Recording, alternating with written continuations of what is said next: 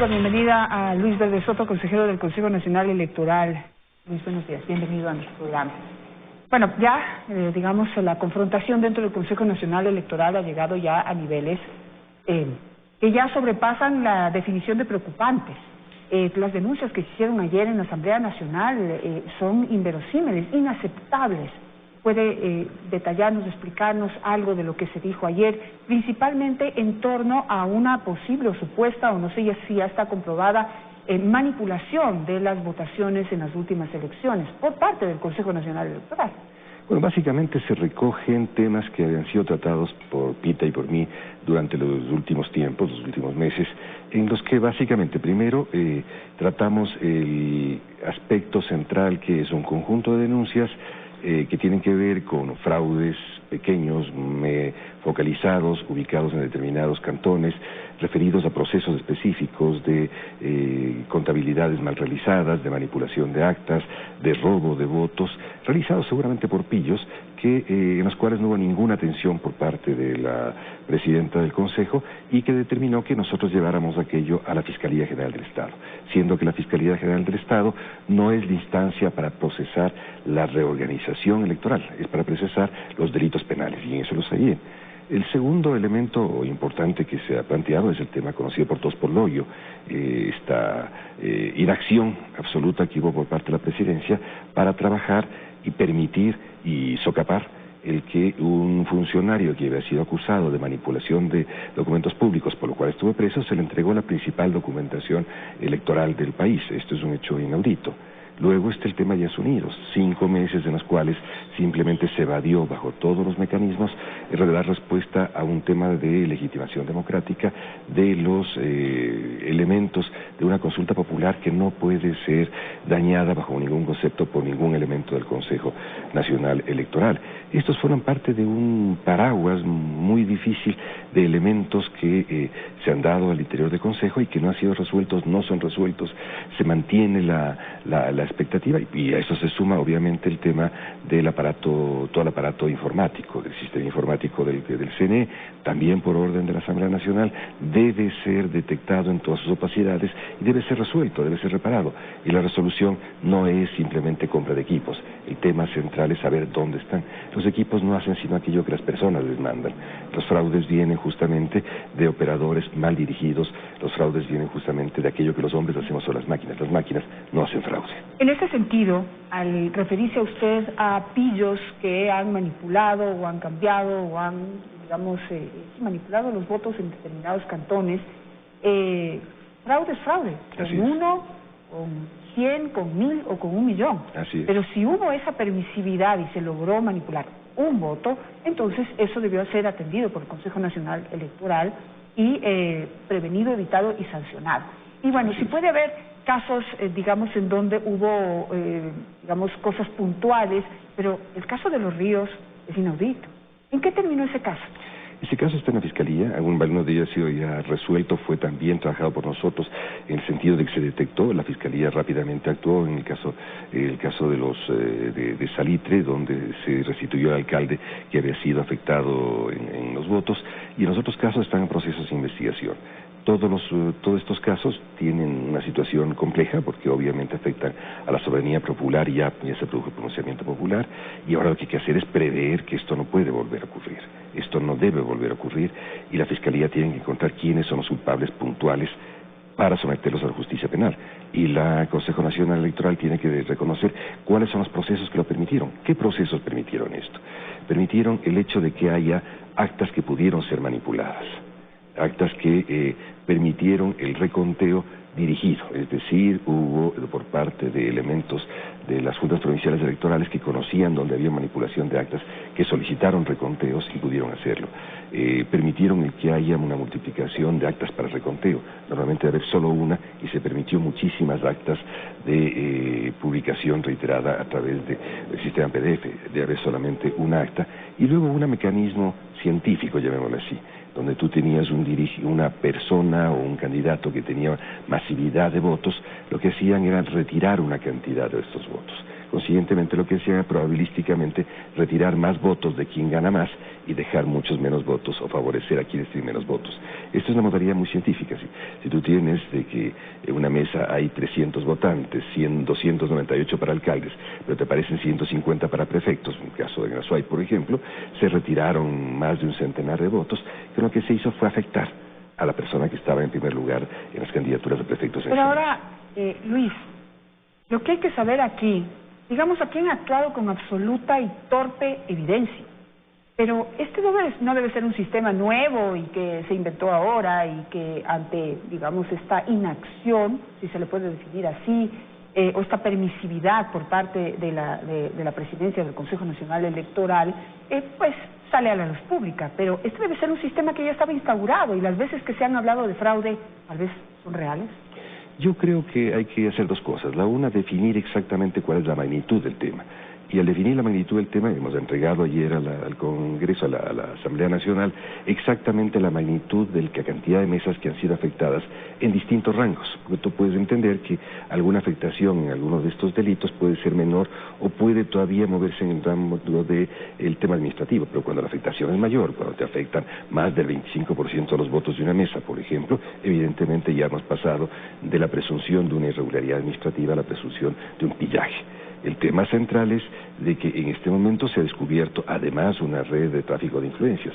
El tráfico de influencias no es solamente poner personas en determinados puestos, como se lo ha probado en estos días, es también intentar manipular el proceso electoral.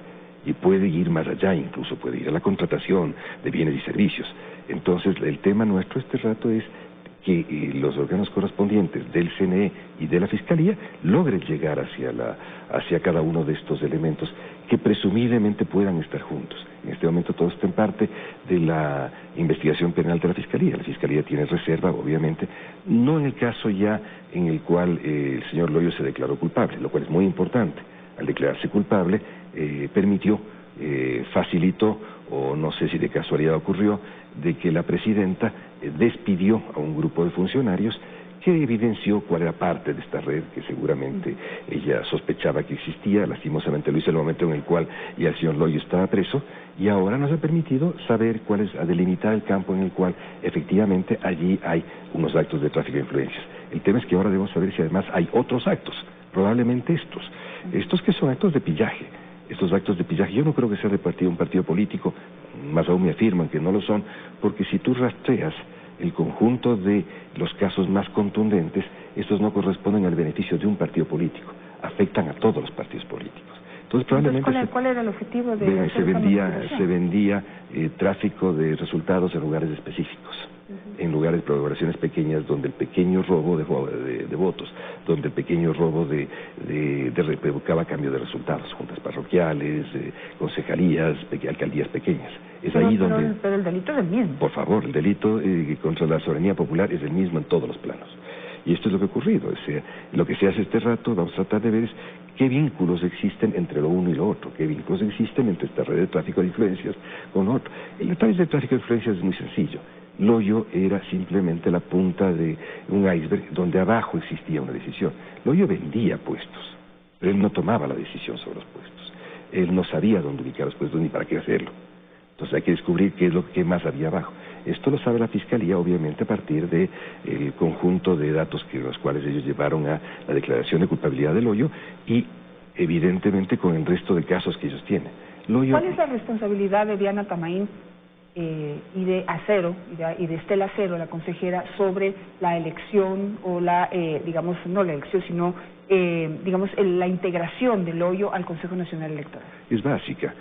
Primero porque Loyo es una persona que, es decir, todos los funcionarios tienen que ser revisados en sus antecedentes, no para discriminarlos, sino para saber a quién contratas.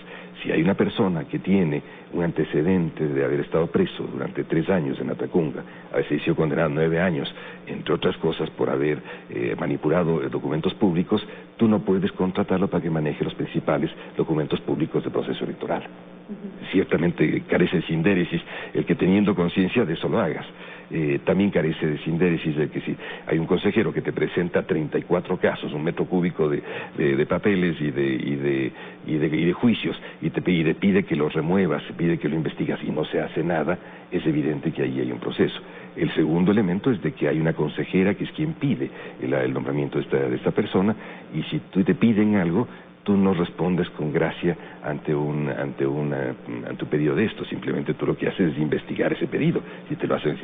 Y segundo, es evidente que en términos de una institución en la que se toman demasiadas decisiones y en las que se cambia muchísimo personal, el nombramiento puede ser eso. Por ejemplo, te comento algo que lastimosamente no tengo los documentos porque me los han negado, lastimosamente me los han negado, no he tenido la autoridad para obtenerlos en la delegación de Pichincha.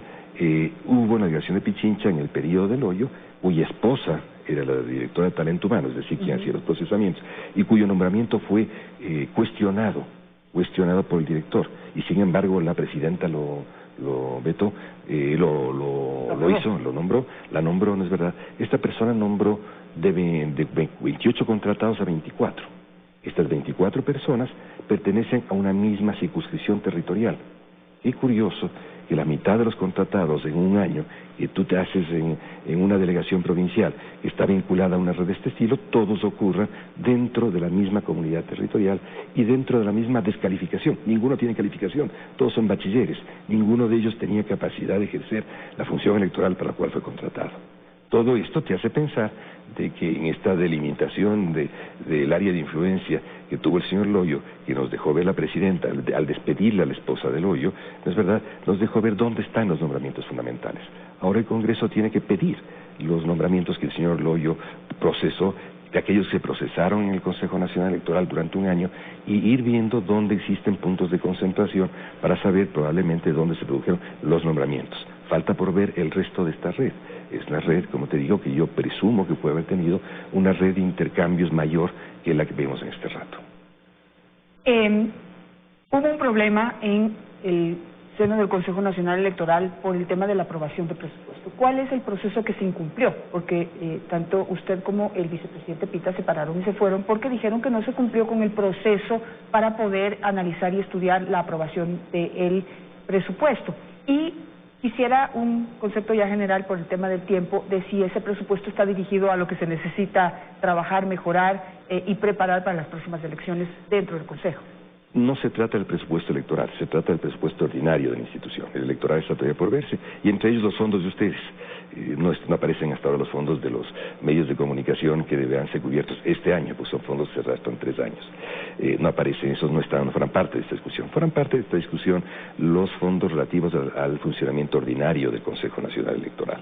Claro, pero dentro de este funcionamiento ordinario tiene que estar preparándose para poder enfrentar las próximas elecciones. Más aún cuando se le va a pedir a ustedes contratarles otra vez, en pocos meses más. Es decir, yo supongo que ahora se van a acumular deudas de 17, 18, 19 y del 20. Va a ser un proceso acumulativo interesante. En todo caso, vamos al tema central. No existe en ninguna institución no es dable que te pasen un presupuesto incompleto, sin anexos y sin la letra chica del presupuesto, sin la real trama de un presupuesto, sino con menos presupuestos operativos para hacer algunas compras y casos, te pasen 12 horas antes o 13 horas antes de aprobarlo. Nuestros funcionarios fueron citados el día viernes a la tarde a trabajar sobre el presupuesto, recibieron alguna información, nos vinieron a ver al finalizar la tarde, a entregarnos lo que estaba pasando y que podíamos ver. Cuando comenzamos a investigar, obviamente el fin de semana tiene unas connotaciones distintas de los días ordinarios. El día domingo a las 7 de la noche nos llegó la convocatoria para el día lunes a las 8 de la mañana para aprobar ese presupuesto, que te digo, no contenía la materia presupuestaria propiamente tal, no contenía anexos, lo único que contenía es una delegación para que el director administrativo sea quien haga las reformas presupuestarias, no tenía metas, no tenía criterios, no tenía el tema de la plataforma para el pago partidos, etcétera. Frente a todo eso, lo que hicimos era lo obvio, decir, no nos tomen el pelo, no, trátenos con un mínimo de síntesis administrativa. No puede ser posible que alguien quiera aprobar el presupuesto de institución cuando te lo pasan a las 7 de la noche del día domingo y lo apruebes a las 8 de la mañana. Eso es una barbaridad. Luis, para terminar. Por favor. Este tema se está analizando en la Asamblea Nacional, pero se dice ya en los pasillos, se anticipa ya en los pasillos, que lamentablemente, a pesar de toda la información que hoy ha sido expuesta, que es una parte de la información que fue expuesta en una larga sesión ante la Asamblea, la Comisión de la Asamblea Nacional, lamentablemente no se van a lograr los votos necesarios para poder llevar a Diana Tamaín a juicio político. ¿Qué ha oído usted y cuál es su visión, cuál es su feeling, cuál es su pronóstico de lo que va a pasar en este caso y qué va a pasar principalmente con la credibilidad de la institución frente a las próximas elecciones? Bueno, la credibilidad de la institución, comenzando por aquello que debería preocuparnos en lo fundamental, es realmente reducida.